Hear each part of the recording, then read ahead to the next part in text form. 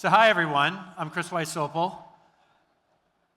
It's great to be here, first time in Riyadh, and I'm pretty impressed by this show.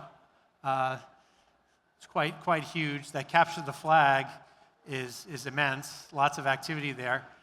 And so today I want to talk about vulnerabilities in software. I've spent my career dealing with vulnerabilities in software. This is me on a panel before the US Senate back in 1998 when I was invited with a group of my colleagues from the Loft to tell the US government how all the software they were using is essentially broken and the vendors building that software really don't care, and we have the proof because we were hacking that software. We were finding all these vulnerabilities in the software. So I've been finding vulnerabilities in software for quite a long time. And back then it was kind of a hobby.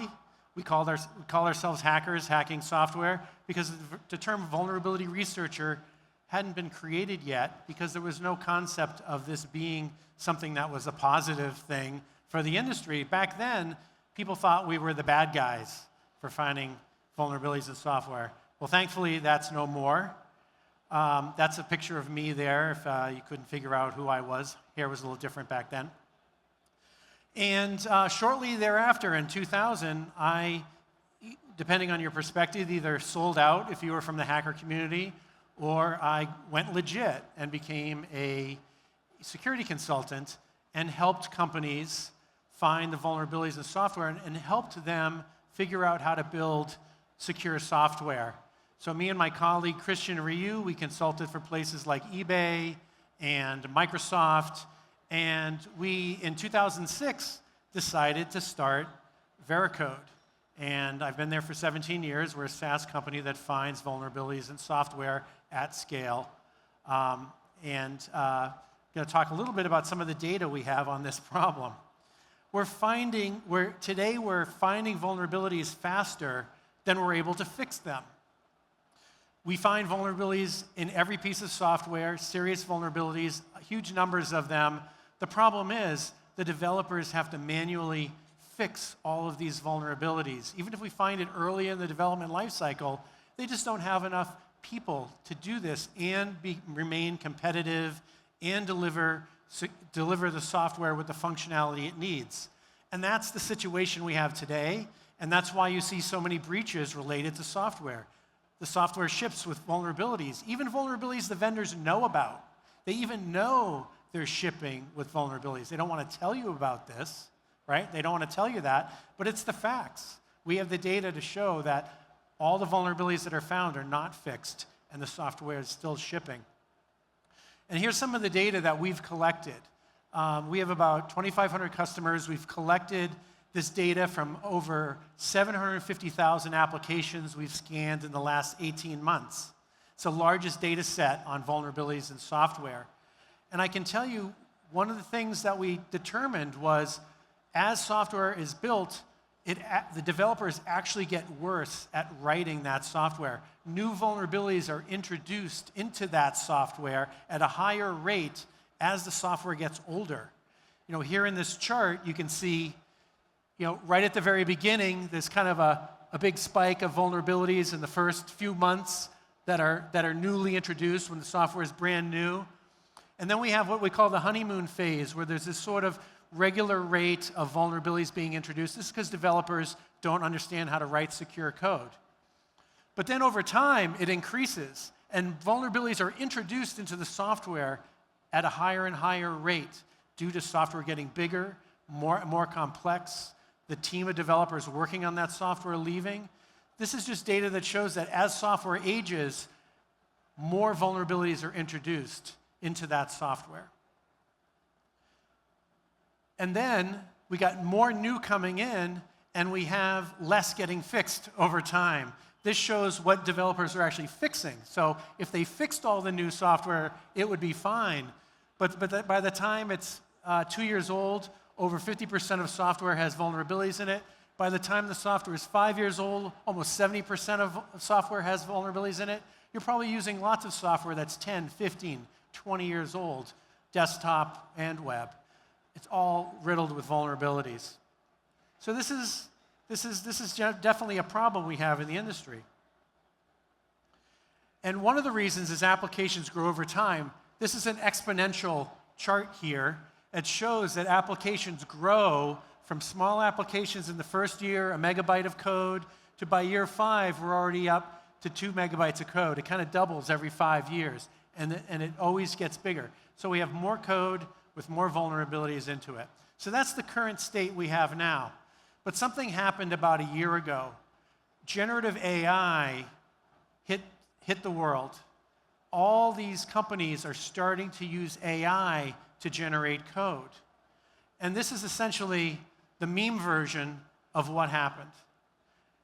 Companies like OpenAI and GitHub Copilot trained an LLM. They trained a generative AI to learn how to build software, to write code where a developer could say, I need a routine that does this, and it will generate a routine because it knows it's read so much code and it knows how to write code. But guess what? It was trained on the world's open source code base, which we know has lots of vulnerabilities in it. Thousands and thousands of CVEs, which are the common vulnerability enumeration, are identified each and every year in open source software. So they learned how to write software by learning how to write vulnerable software. Now, this is a tool that developers can use to become more productive. Write twice as much code, write 5 times as much code, write 10 times as much code because they have a machine that's helping them write code. Guess what? We already weren't fixing the vulnerabilities we had with developers manually writing code. What do you think is going to happen now that we have machines writing code at 5, 10 times the speed? So that's the problem state we're kind of in right now. But, I don't take my word for it that the generative AI writes code with problems.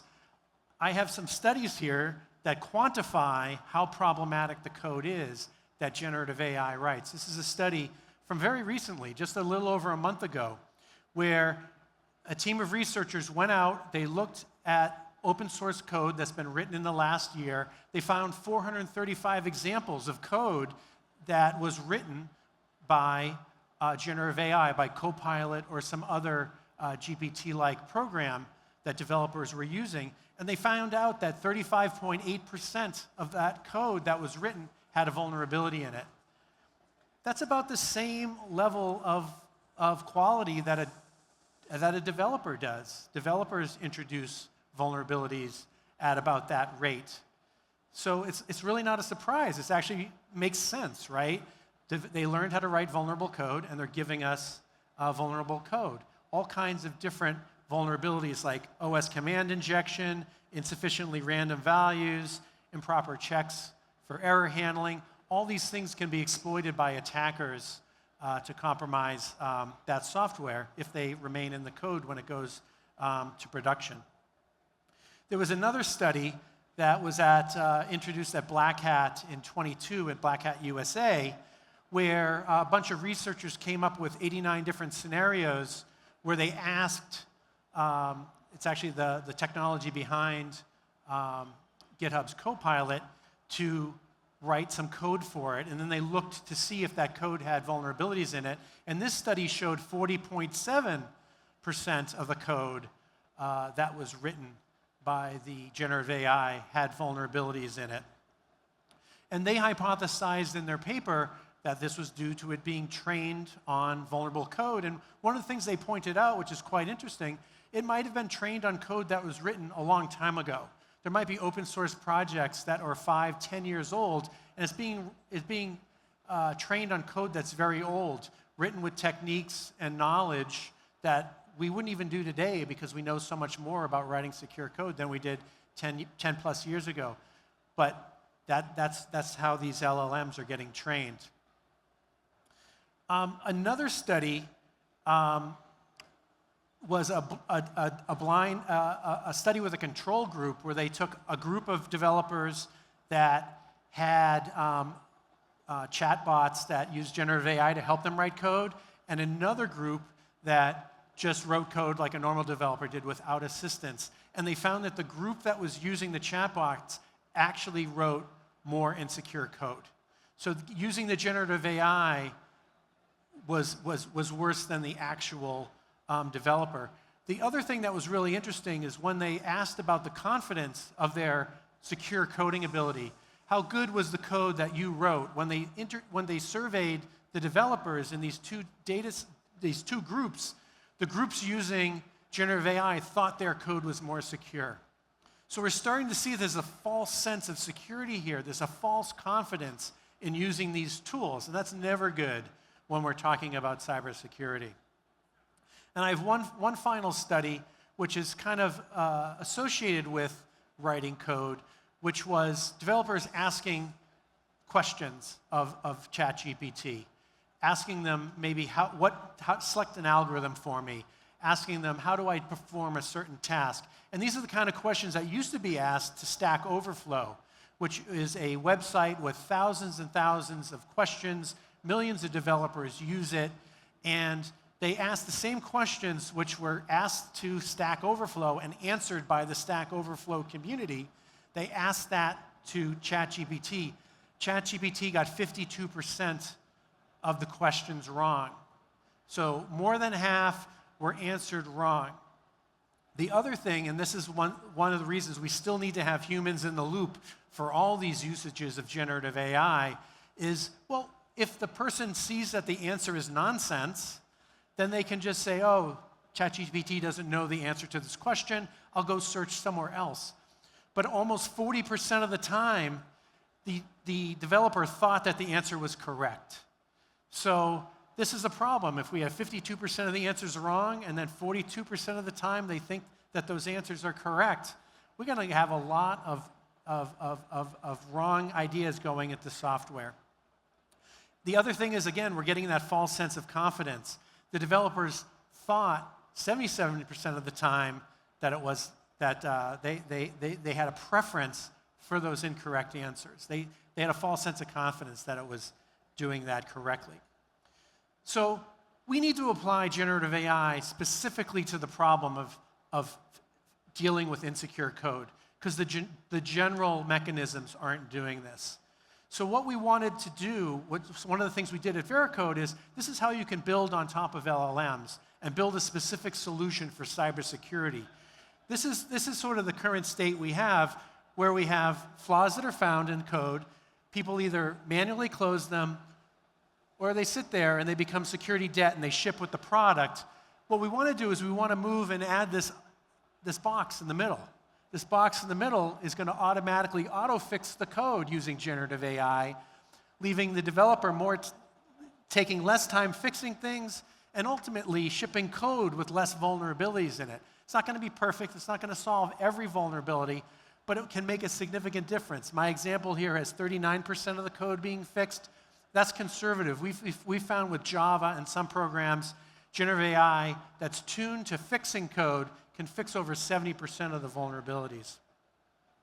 So what we want to do is transform that DevSecOps experience where developers are using tools in the development lifecycle from an experience where you're just finding problems to an experience where we're automatically fixing those problems and delivering them right to the developer as they're writing code.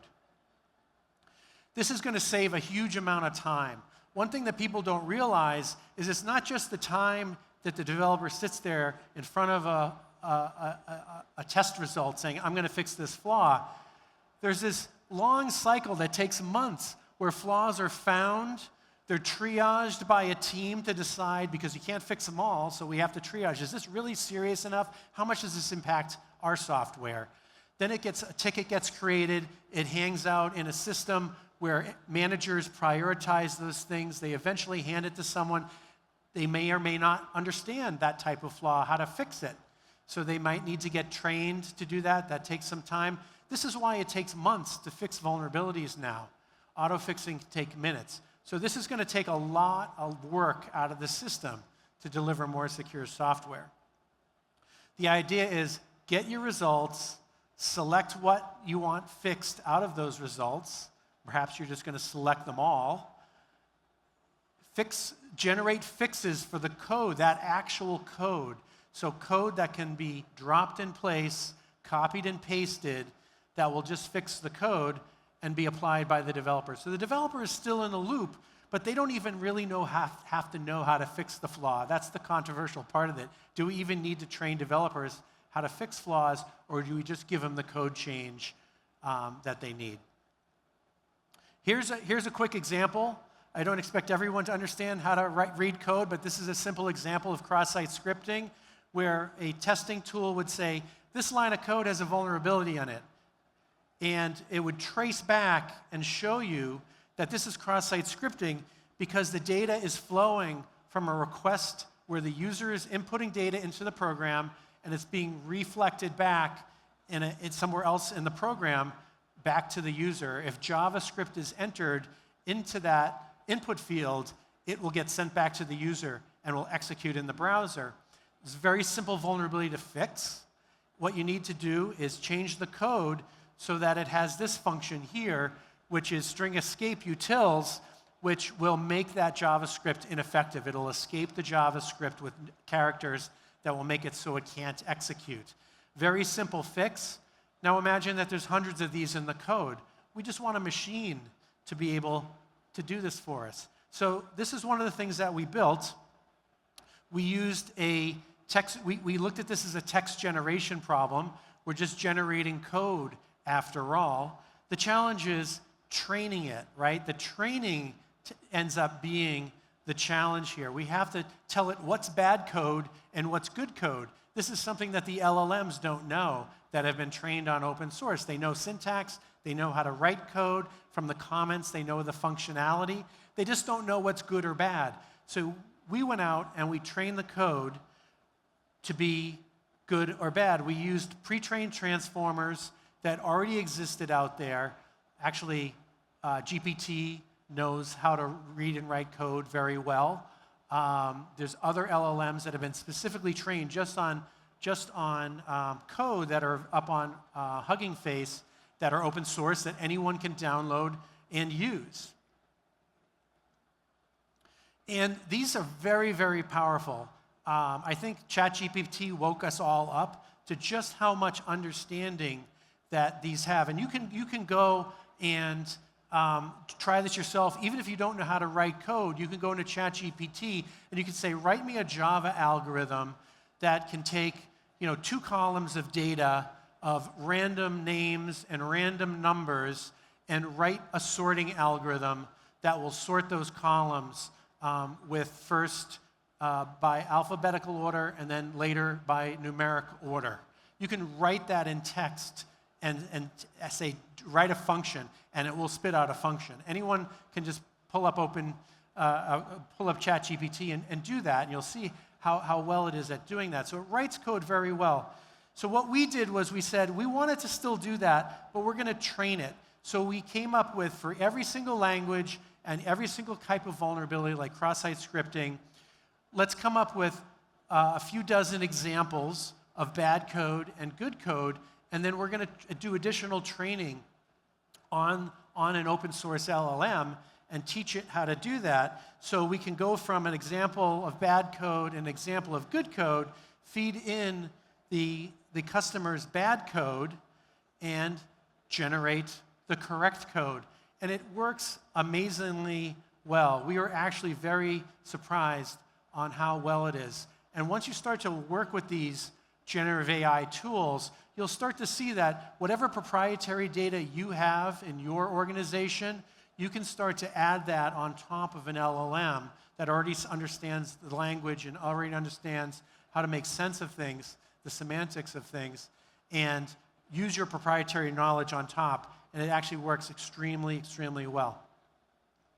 So I just want to finish up. I only have a few seconds on some of the things we learned by doing this. The training data is extremely important.